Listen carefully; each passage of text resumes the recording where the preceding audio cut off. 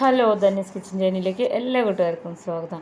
വളരെ ടേസ്റ്റി ആയിട്ട് നമ്മളിന്ന് ചപ്പാത്തിക്കും വെള്ളയപ്പത്തിനും ദോശയ്ക്കൊക്കെ പറ്റിയിട്ടുള്ള ഒരു ഗ്രീൻ പീസ് കറിയാണ് ഉണ്ടാക്കുന്നത് കേട്ടോ. അപ്പോൾ ഇതെങ്ങനെയാണ് ഉണ്ടാക്കുന്നത് നോക്കാമല്ലോ. വളരെ ടേസ്റ്റിയാണ്.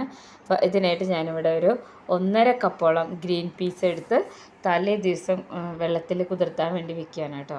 അപ്പോൾ ഇത് അല്ലാതെ തന്നെ നമ്മൾക്ക് ഫ്രീസ് ചെയ്തിട്ടുള്ള ഗ്രീൻ പീസ് കിട്ടും ഷോപ്പിലൊക്കെ.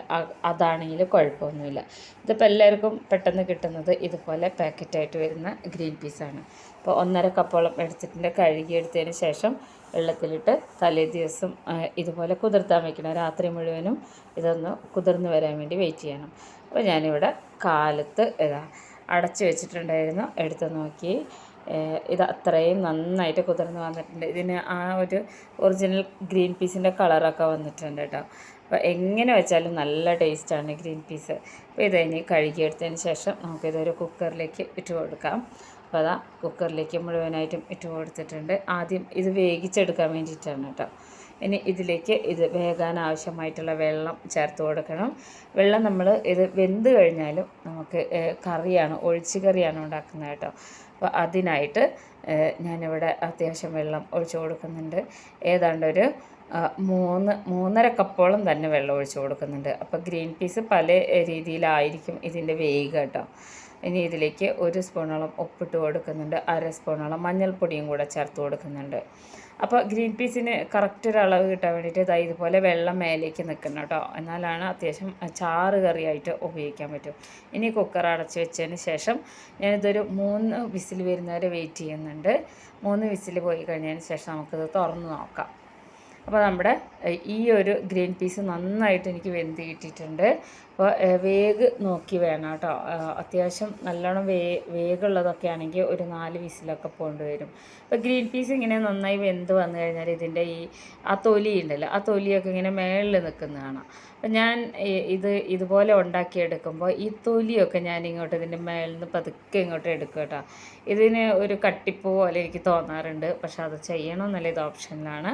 അപ്പോൾ അതെല്ലാം എടുത്ത് മാറ്റി ഇതുപോലെ ഇരിക്കുന്നുണ്ട്. അത്യാവശ്യം വെള്ളമുണ്ട്, എന്നാൽ ഗ്രീൻ പീസ് നന്നായിട്ട് വെന്ത് വന്നിട്ടുണ്ട്. ഇനി നമുക്ക് കറി ഉണ്ടാക്കാം.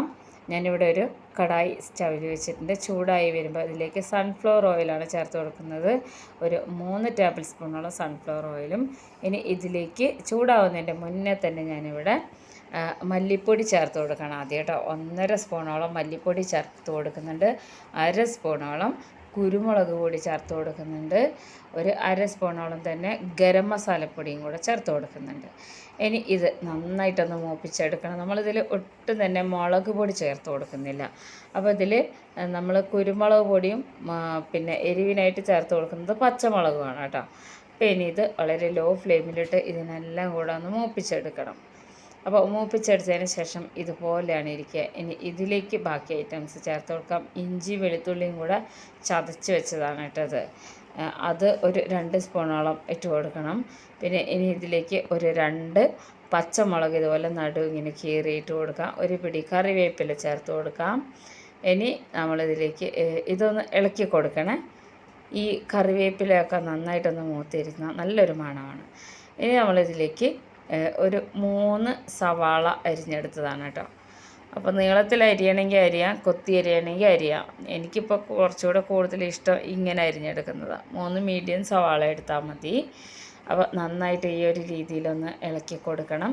ഇളക്കി കൊടുത്തതിന് ശേഷം നമ്മളിതിലേക്ക് ഉപ്പ് ചേർത്ത് കൊടുക്കണം. നമ്മൾ ഓൾറെഡി കടലയിൽ നമ്മളുടെ ഗ്രീൻ പീസിൽ ഉപ്പ് ചേർത്തിട്ടുണ്ട്.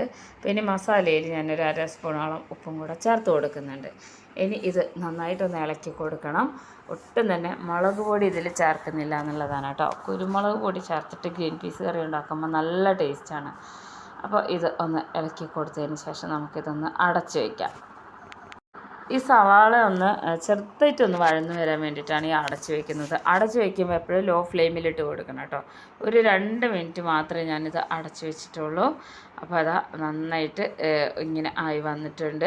നമ്മൾക്ക് ഈ സവാള ഒന്ന് വെന്താൽ മാത്രം മതി. ഒത്തിരി കളറൊന്നും മാറി വരുമൊന്നും വേണ്ട കേട്ടോ. അപ്പോൾ അതാ സവാള നന്നായിട്ട് ആയി വന്ന് നല്ലോണം ഇളക്കി കൊടുത്തിട്ടുണ്ട്. ഇനി നമ്മളിതിലേക്ക് ഒരു സാധനം കൂടെ ചേർത്ത് കൊടുക്കാനുണ്ട്. തക്കാളിയാണ് കേട്ടോ. തക്കാളി അരിഞ്ഞത് നമുക്ക് ചേർത്ത് കൊടുക്കാം. ഞാനിവിടെ ഒരു മീഡിയം തക്കാളി 2 എടുത്തിട്ടുണ്ട്. തക്കാളി നല്ല പഴുത്ത തക്കാളിയാണെങ്കിൽ കുറച്ചുകൂടെ നല്ലതായിരിക്കും കേട്ടോ. അപ്പോൾ ഇതും കൂടെ ചേർത്ത് കൊടുത്ത് നല്ലോണം ഒന്ന് ഇളക്കിയെടുക്കണം. തക്കാളി ഒന്നും അതിൽ അധികം ഇങ്ങനെ ഉടഞ്ഞ് ഇങ്ങനെ ചേർന്ന് വരുമൊന്നും വേണ്ട. ജസ്റ്റ് ഒന്ന് വെന്താൽ മാത്രം മതി. അപ്പോൾ വീണ്ടും നമ്മളൊരു മിനിറ്റ് ഒന്ന് മീഡിയം ഫ്ലെയിമിലിട്ട് അടച്ചു വയ്ക്കുന്നുണ്ട്. അപ്പോൾ ഇങ്ങനെ കാണുന്ന പോലെയല്ല, വളരെ ഈസി ആയിട്ട് ഉണ്ടാക്കാൻ പറ്റിയ ഒരു ഐറ്റമാണ്. അപ്പോൾ അതാ ഈ എണ്ണയിൽ കിടന്ന് തക്കാളി സവാളയൊക്കെ അത്യാവശ്യം നന്നായിട്ട് വഴന്ന് വന്നിട്ടുണ്ട്.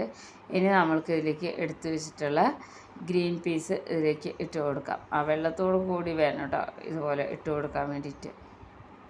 ഈ കറി എന്ന് വെച്ച് കഴിഞ്ഞാൽ ചോറിനെ വിട്ട് ബാക്കി എല്ലാത്തിനും പറ്റിയ ഒരു കറിയാണ് കേട്ടോ. പുട്ട്, ദോശ, വെള്ളയപ്പം, ചപ്പാത്തി എല്ലാത്തിനും പറ്റിയ കറിയാണ്.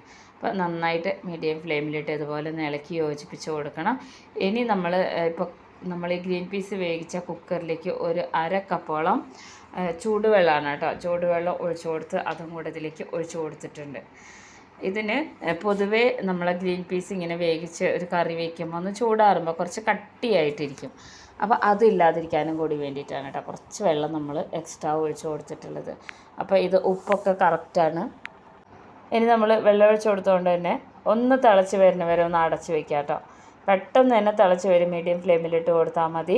നമ്മളിതിൽ താളിച്ചിടുകയോ അല്ലെങ്കിൽ കൂടുതൽ മസാലകൾ ചേർക്കുകയോ ഒന്നും തന്നെ ചെയ്യുന്നില്ല. വളരെ എളുപ്പത്തിൽ ഉണ്ടാക്കിയെടുക്കുക.